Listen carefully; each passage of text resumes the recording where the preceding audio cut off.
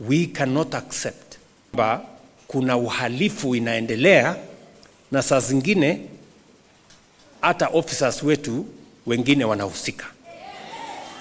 And that is why we say, tunasema whether criminals are in civilian or they are in uniform, we must deal with them firmly. Hamjambo na karibuni tena watazamaji wangu wa BM Daily Politics. Baada ya kuona ya kwamba mambo yanazidi kuwa mabaya kwa upande wake, Naibu Inspector Generali wa Polisi Eliud Lagat ameamua kuchukua hatua ya kujiondoa ofisini na kuresign wakati uchunguzi na kesi kuhusiana na mauaji ya Albert Ojwang yanaendelea kufanyika. Eliud Lagat amekuja kugundua ya kwamba yeye ndio chanzo ya fujo na maandamano ambayo yanaendelea kushuhudiwa hapa nchini Kenya. Na siku ya kesho, kama vile ambavyo ilikuwa imepangwa, Tuesday is Tuesday, mambo yangekuwa mabaya zaidi. Vijana wa Gen Z wamekuwa wakishinikiza serikali imkamate huyu Eliud Lagat, kando na kumkamata aweze kuachishwa kazi. Sasa amefanya jambo moja, lililobaki sasa ni aweze kukamatwa na afikishwe mbele ya sheria, aweze kujibu mashtaka kuhusiana na kifo cha Albert Ojwang, kwa sababu yeye ndio alikuwa mlalamishi kabla ya kifo cha Albert akijaweza kutokea chini ya maofisa wa polisi kule Central Police Station jijini Nairobi. Kuna barua ambayo imetoka rasmi kutoka kwa National Police Service, barua ambayo imeandikwa kuhusiana na kujiuzulu kwa Naibu Inspector Generali wa Polisi Eliud Lagat. In the good and conscious thought of my role and responsibilities as the Inspector General of Kenya Police Service, and in view of ongoing investigations on the unfortunate incident of the death of Mr. Albert Ojwang, I have today opted to step aside from the office of the Deputy Inspector General, Kenya Police Service, pending completion of investigations. The functions of the office will henceforth be performed by my deputy until completion of investigations. I undertake to provide any support that may be required of me during the investigations of the unfortunate incident. I offer immense condolences to the family of Mr. Albert Ojwang for their great loss. Huo ndio ujumbe ambao Eliud Lagat ameweza kuandika kuhusiana na kujiuzulu kwake ama kujiondoa ndani ya ofisi wakati kesi dhidi ya kifo cha Albert inaendelea pale mahakamani. Na mapema siku ya leo, watazamaji wangu, waziri wa usalama wa mambo ya ndani Mheshimiwa Kipchumba Murkomen alikuwa amelizungumzia kuhusiana na hili swala la mauaji ya Albert chini ya maofisa wa polisi, na masaa machache baadaye ndio hii barua imeweza kutokea ambayo inaonyesha sasa Eliud Lagat ama Naibu Inspector Generali wa Polisi Eliud Lagat hayupo ofisini tena mpaka hii kesi ya Albert na uchunguzi uweze kumalizika kuhusiana na vile ambavyo kifo chake kiliweza kutokea. Watazamaji, nataka msikize ujumbe kutoka kwa waziri wa usalama wa mambo ya ndani Mheshimiwa Kipchumba Murkomen, lakini kabla sijakukekea ujumbe, mtazamaji wangu, na kuomba wewe kama ndio mara yako ya kwanza kufika hapa BM Daily Politics, ujiunge nami kwa kusubscribe na pia uweze kulike, kushare na comment, posa ujumbe ama hizo habari zetu ziweze kuwa recommended kwa watazamaji wengi zaidi. Koome murder of 2013, where police officer at the rank of an OCS was found guilty and sentenced to death for torturing a suspect to death inside a cell. Among many other instances that the police have been dealt with family for breach of law and the constitution. Although we have experienced worse incidents in the past, the progressive nature of our law and policy will soon make such occurrences rare in our country.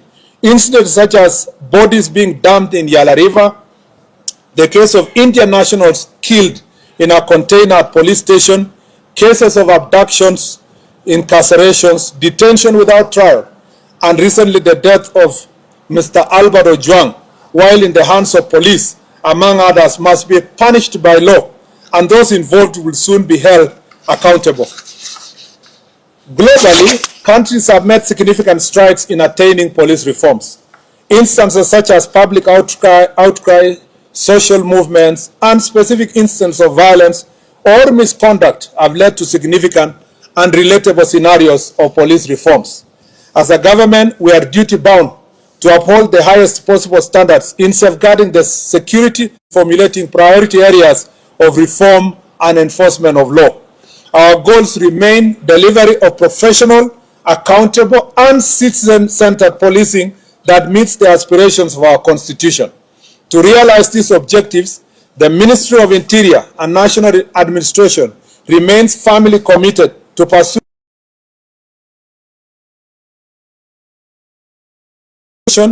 policy and administrative reforms and of international best practices. Upon consultation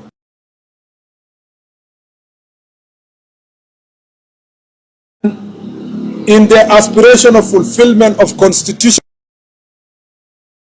4, I have today directed the implementation of the following policy reforms framework in the National Police Service.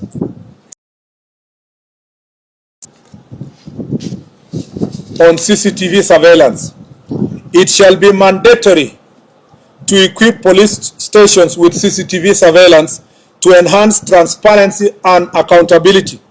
All the police stations currently standing at 1,209 shall have CCTV surveillance within the next 2 years. We shall be making proposals to Parliament to enact laws that criminalize tampering with CCTV cameras. The surveillance system shall be in the custody of the officer commanding station, and the said officer shall be required to ensure that the system is always functioning, and instances of fault, it shall be reported within 1 hour through the established chain of command. The CCTV shall have an external backup system. It's important for Kenyans to know that the current stations that have CCTVs are not CCTVs that are sanctioned fully by the National Police Service. It was the initiative of the individual police station identify areas for improvement. Working together with civil society, religious leaders, and other stakeholders, we shall ensure regular audits and evaluation with awards to the best police officers, police stations, among others. We are creating systems that evaluate officers' performance based not just on enforcement metric, but also community relations and adherence to requisite ethical standards. This framework shall establish both the criteria for reward and sanction of respective police officers. Watazamaji, jambo ambalo vijana wa Gen Z walikuwa wanalishinikiza kupitia kwenye maandamano limeweza kutimizika. Eliud Lagat ameweza kujiuzulu. Sasa what next? Akamatwe na afikishwe mbele ya sheria. Hayo ndio yalikuwa matakwa ya vijana wa Gen Z kuhusiana na huyu naibu inspector generali Eliud Lagat. Kwa hivyo watazamaji wangu, kesho ikiwa ni siku ya maandamano, sijui mambo yatakuwa vipi, kwa sababu serikali inaonekana haitaki kabisa haya maandamano yaendelee kushuhudiwa. Haitaki kabisa vijana wa Gen Z waingie kwenye maandamano siku ya kesho, kwa sababu kujiuzulu kwa huyu naibu inspector generali wa polisi Eliud Lagat kumekuja tu masaa machache wakati vijana wa Gen Z wamejiandaa kuingia kwenye maandamano siku ya leo kumshinikiza yeye aweze kujiuzulu, na kando na kujiuzulu hakikisha kwamba amekamatwa na kufikishwa mbele ya sheria ili kujibu mashtaka kuhusiana na vile ambavyo kifo cha Albert kiliweza kutokea kule Central Police Station jijini Nairobi. Watazamaji, nitakomea hapo, lakini msende mbali, nitakuwa narejea hivi punde na mengi zaidi ya kuwafahamisha. Kabla sijatamatisha watazamaji wangu, ningependa kukumbusha wewe mtazamaji, kama ndio mara yako ya kwanza kujiunga nami hapa BM Daily Politics, uweze kusubscribe na pia uweze kulike, kushare na comment, ndipo ujumbe ama habari zetu ziweze kuwa recommended kwa watazamaji wengi zaidi.